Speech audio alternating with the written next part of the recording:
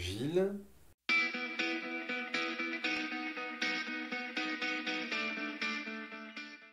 Quelqu'un de, j'espère, de bienveillant. Par moments rigolo, des fois réservé. J'aimerais être tout le temps rayonnant, tout le temps euh, positif, enjoué. Voilà, j'aimerais être comme ça. J'aimerais avoir ce talent-là. Je l'ai pas toujours. Je parle beaucoup. Je me découvre depuis peu le plaisir d'écrire aussi, mais d'écrire comme je pense et non pas d'écrire une lettre. Voilà, c'est un peu la différence.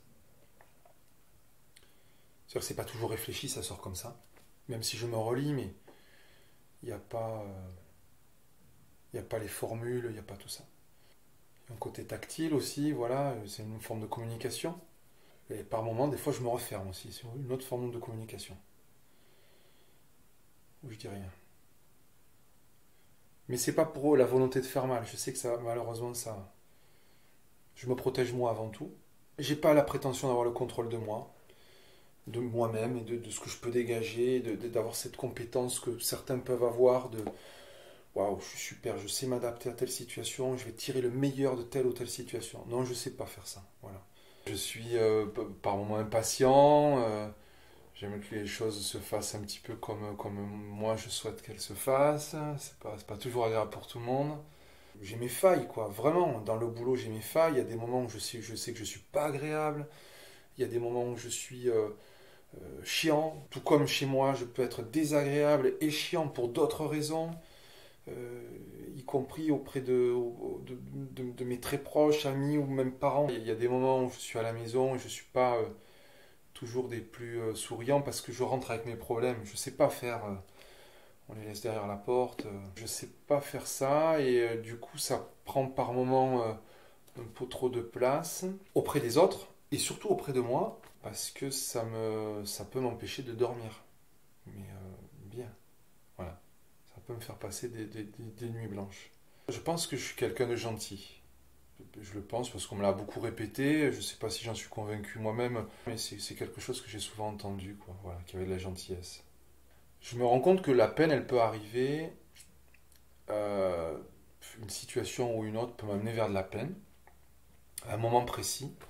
Cette même situation, à un autre moment, dans la journée, ou le lendemain, ou un mois après, ne va pas me procurer de peine du tout. C'est pas la même peine, c'est pas du tout de peine.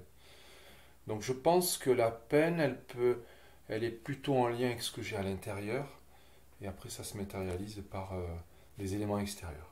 C'est la même chose. Je vais pouvoir être super heureux pour un détail, parce que je suis bien. Et une scène qui normalement devrait provoquer de la joie à n'importe qui, parce qu'elle est scénarisée, elle est montée, etc.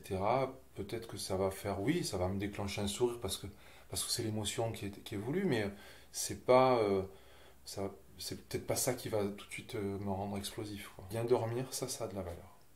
C'est réducteur hein, de dire ça, évidemment. Euh, ma vie de famille a de la valeur, mes parents ont de la valeur, la maison a de la valeur, enfin le foyer, etc.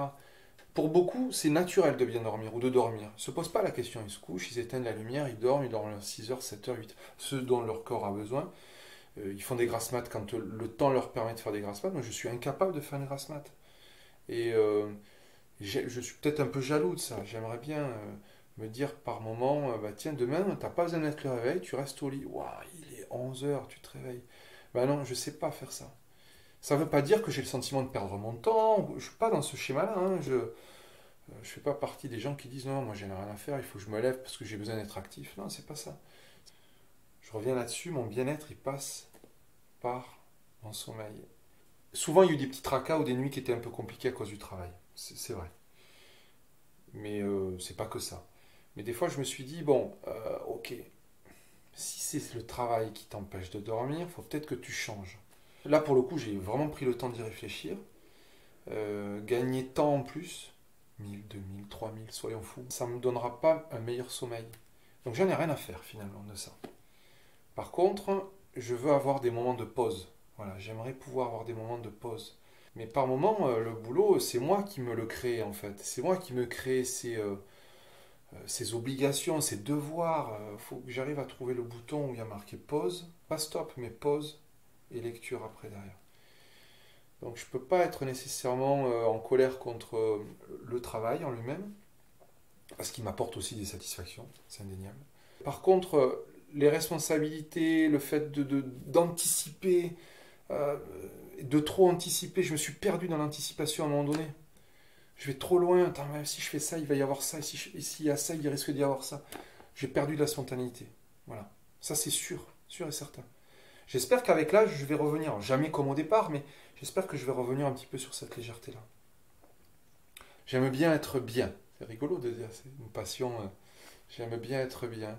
Être bien, ça veut dire qu'il faut que tout autour de moi se passe bien, ou que ça m'apporte du bien, euh, qu'il se passe des choses de bien. Ça fait bizarre de dire ça. D'être bien, c'est quand à un moment donné, j'ai envie de partager un moment avec mes filles, ben c'est bien. Et puis il y a des fois où j'aime bien être seul avec Céline, des moments où on partage des choses à quatre, des fois où je vais dire bah, tiens stop là, ben, j'ai envie de passer un moment avec des potes et puis c'est tout, voilà, c'est d'être bien. Ça c'est vraiment ma passion. Et puis les voyages. Je ne suis pas passionné du voyage pour aller nécessairement aller voir un musée, euh, une culture à travers la pierre, etc. Par contre, je vais prendre énormément de plaisir dans un voyage, aller me perdre dans une ruelle, par moments qui est un peu louche peut-être, mais pour être vraiment au cœur du truc, rencontrer les gens, être dépaysé. En fait, c'est le côté dépaysé. Voilà, s'enrichir en fait des autres cultures, c'est avec moins ou beaucoup moins, être beaucoup plus heureux probablement. Voilà. Quand j'étais enfant, le sport. Le sport était un jeu, j'adorais le sport, vraiment. Je concevais pas la vie sans sport. Essentiellement des sports d'équipe, même à ce moment-là, pour l'échange. Parmi tous ces sports-là, il y en avait un, et on aime toujours ce qu'on ne peut pas avoir au quotidien, le ski. Le ski était vraiment... Et derrière, c'est un impact sur ma vie. Voilà. Le ski. Mon rêve, si j'avais un rêve à ce moment-là, c'était de vivre une saison d'hiver. Partir à la montagne en hiver. Travailler et pouvoir me dire, parce que j'avais cette image-là, j'ai 2 heures de pause, je vais prendre mes skis, je vais aller descendre les pistes de ski.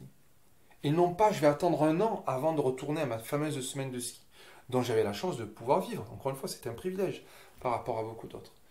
Et là, je me disais, mais tiens, tu vas travailler, et puis tu vas marcher dans la neige. Parce que la saison de ski, c'était ça. Tu vas voir tomber la neige. À Montpellier, on ne voyait pas tomber la neige. Tout ça, c'était l'univers qui me plaisait. J'ai eu la chance de partir faire une saison d'hiver sur les Ménuires, en Savoie. Donc, grande station de ski, les Trois Vallées, top. Et là, mon job, c'était d'être animateur pour les clients en soirée, en début de soirée, et d'aller skier avec les clients la journée. Je ne savais même pas pourquoi j'étais payé. Je vivais mon rêve, vraiment. Et de ma saison d'hiver, ça s'est enchaîné avec une saison d'été. Et puis après, je suis reparti en saison d'hiver. Et puis j'ai rencontré Céline, qui est devenue ma femme, avec qui on a fait des saisons derrière. Par contre, j'ai la lucidité de me dire que je ne pouvais pas faire toute cette vie, ou on ne pouvait pas faire avec ma femme toute cette vie de cette manière-là. Ça, c'était pas possible. On n'aurait jamais été parents dans ces conditions, par exemple. On n'aurait jamais eu notre chez nous. Alors oui, il y a de la nostalgie sur l'insouciance, ça c'est sûr. Voilà.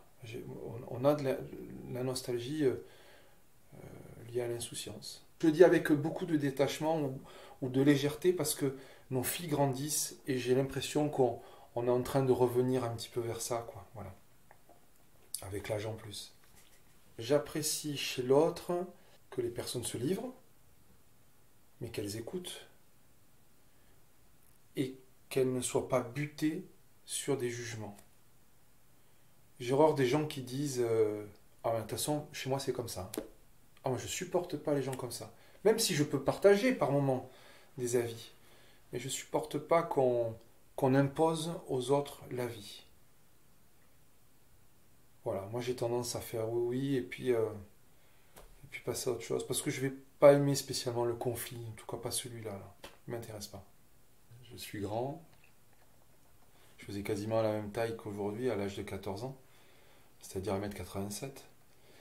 Aujourd'hui, c'est une force. Mais quand on est trois têtes au-dessus des autres dans la cour d'école, je me rabaissais plus qu'autre chose. Donc aujourd'hui, c'est une force d'être grand par tout ce que ça peut dégager. En termes d'aura, en termes d'attention, quand on rentre quelque part, quand on... Et mes forces mentales, je dirais que je pense que j'ai une capacité à repousser des limites. Je m'en rends compte à travers mon travail, essentiellement. Ça m'a traversé l'esprit de me dire à des moments, stop, là, faut que j'arrête. De le penser, de le matérialiser, enfin voilà, et puis me rendre compte que mais une semaine après, un mois après, quelques mois après, de me dire, waouh, tu peux être fier, tu as dépassé tes limites, tu es allé plus loin, et tu es arrivé à ton but ou au but qu'on t'avait fixé. Au-delà de